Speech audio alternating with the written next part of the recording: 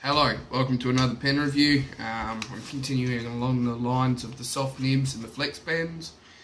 In this review, I'll be reviewing the Pilot Resin Falcon. This isn't a flex nib, but it is a soft nib. It does have a bit of movement to it, but we'll show that in the writing sample. Alright, so this is the pen. I got the rhodium trim version. So you've got your rhodium trim ring.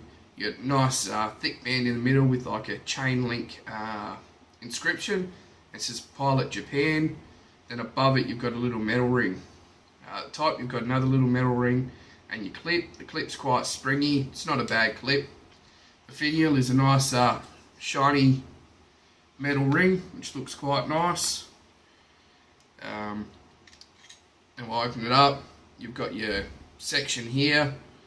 You've got another metal ring and another metal ring at the end just to make it all match in. In case anyone's wondering, yes, I do still have the sticker on mine. I don't take the stickers off just because I think it looks good. I've got the soft medium nib. As you can see, it's also a rhodium plated nib.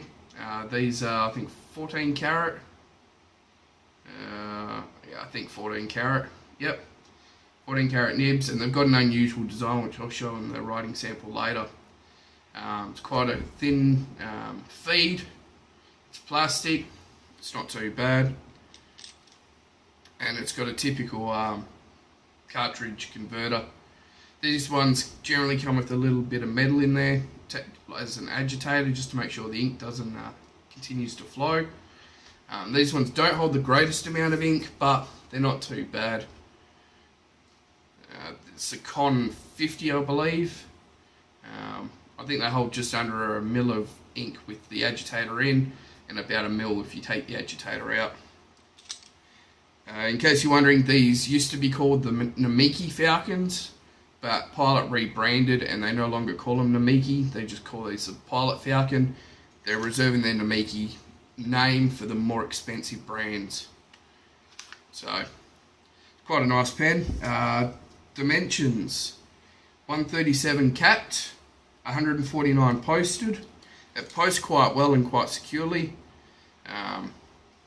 Turns into a nice size writing pen. I quite enjoy it capped. That's how I use it. Otherwise it's a little bit too short.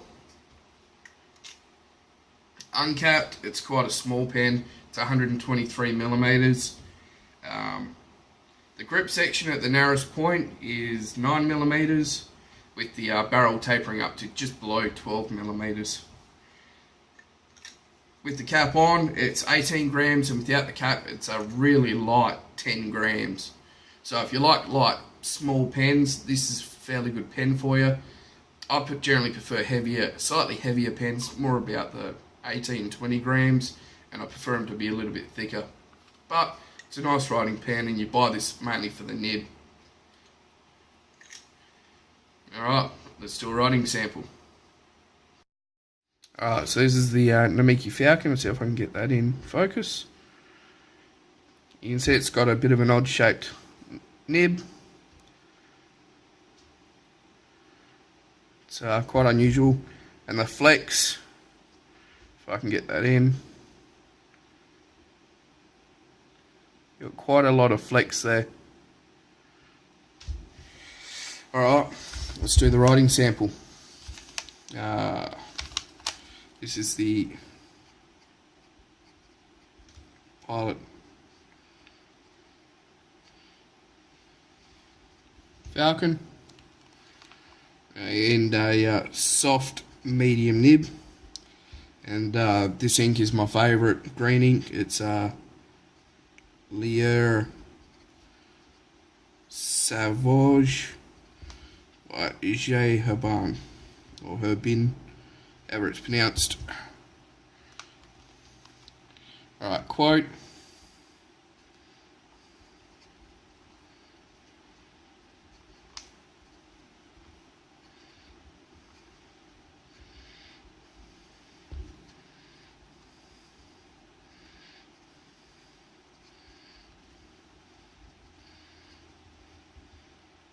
oops, and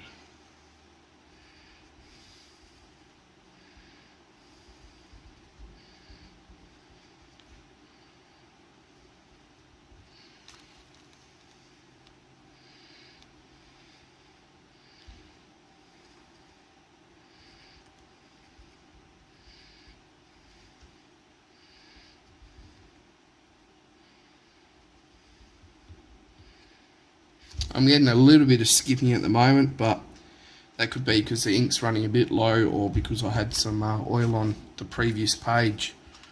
It normally writes pretty well. It's quite a smooth pen. I haven't had to do any adjustments to it. There's a little bit of feedback, but nothing major. Line variation is a little bit. The medium on this actually writes quite thick. I consider it more of a broad, but it's quite a wet pen as well, as I'll show.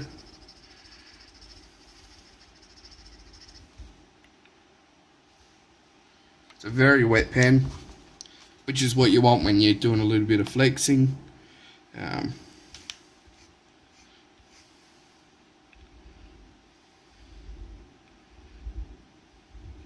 I wouldn't push it any more than that. If you wanted to show more line variation, it would probably be a better idea to get the fine soft. I think they may even do an extra fine soft, and your line variation would show up a lot better. I wanted a pen that was more usable for daily use, so I went with the medium as I prefer a thicker pen. Personally, I'm thinking now I might have enjoyed the fine a bit better, but still a nice pen to use.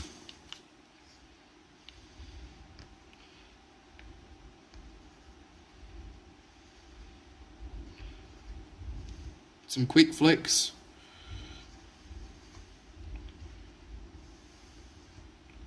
Keeps up quite well, especially using this ink as it's a wet ink anyway.